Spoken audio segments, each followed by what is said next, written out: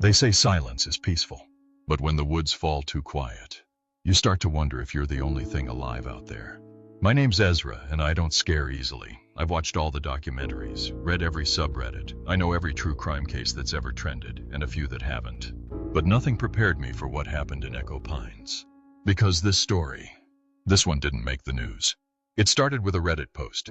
We were 5 friends looking for an off-grid camping spot. No reception, no distractions, just a place to drink and disconnect. Then we found it, a post from 5 years ago in a long dead thread. No upvotes, no comments, just a GPS pin and the line, Echo Pines, fire ring still there, best stargazing in the state. If you find the stone totem, leave it alone. Creepy? A little, but we'd camped in worse places.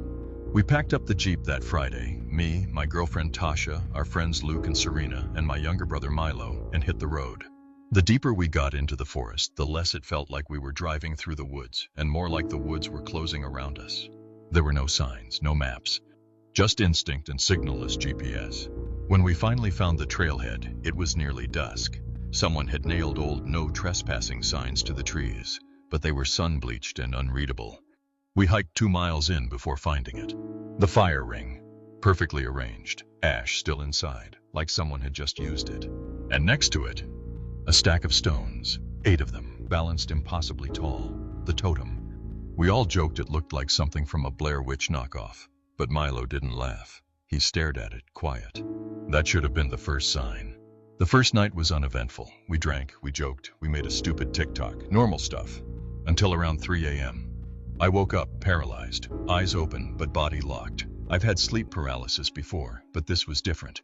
I heard footsteps, then a voice, raspy, male whisper. Wrong place, wrong time. When I snapped out of it, I was alone in the tent. Tasha was missing. She came back an hour later, said she'd gone to pee in the woods and got turned around, but her shoes were clean. No dirt, no pine needles, just pristine. She never explained it. The second night, it got real. Serena found something in the woods. A shoe, half buried, faded pink, child-sized, caked in dry mud. Nearby, a torn piece of flannel.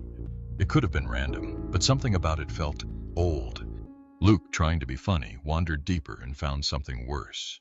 A rusted padlock, still attached to a chain, wrapped around a tree, with something white tangled in it. Bone. He swore it was animal. Serena wasn't so sure. We argued about leaving, but then we heard the scream. High-pitched, not an animal, human. It came from somewhere behind the totem. Milo ran first. We followed. For 15 minutes we chased shadows through the trees until Serena tripped and fell into a pit. Not a natural one. A dugout hole, square, shallow. Like a grave, but not empty. Inside were bones, dozens of them, mixed with rotted clothes, and a wallet, mildewed but still intact. The ID inside belonged to Maya Owens. I recognized the name. 3 years ago, Maya had vanished on a solo hiking trip. The news said she'd probably fallen. The case went cold. But here she was, or what was left of her. We ran back to camp to call the police, only to realize none of us had a signal, not even the emergency kind. That's when the flashlight went out, and we heard the breathing. Not ours. Something else, behind the trees, closer than before. We huddled around the fire ring. Then we saw them. Dozens of eyes reflecting firelight. Not animals. People. Dirty, thin, wearing layers of torn clothing, standing perfectly still. Luke whispered, "There's more than 10 of them."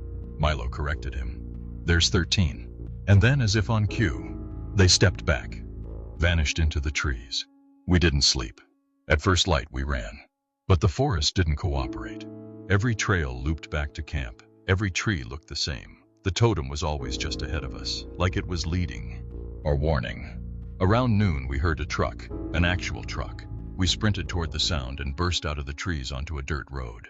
A hunter in camo stepped out, shotgun slung on his back. When we told him what happened, his face went pale. "You were in Echo Pines?" We nodded.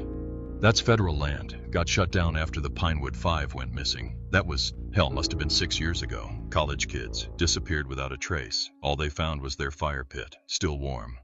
He called it in. Police, search and rescue, hazmat. They found the pit, the wallet, the bones. Then they found more graves. At least 8. All shallow, all unmarked. Most were too decomposed to ID. And they still haven't found whoever was living in the woods. But that night on the news, the sheriff gave a statement. Evidence points to long-term human habitation, possible cult activity. We are not ruling out cannibalism. They won't say more than that. But I can tell you this, the totem wasn't just decoration. Every stone was carved with a name. When I got home, I checked the photo we took the first night, just 5 of us around the fire. But in the background, barely visible behind a tree, was a 6th figure, watching.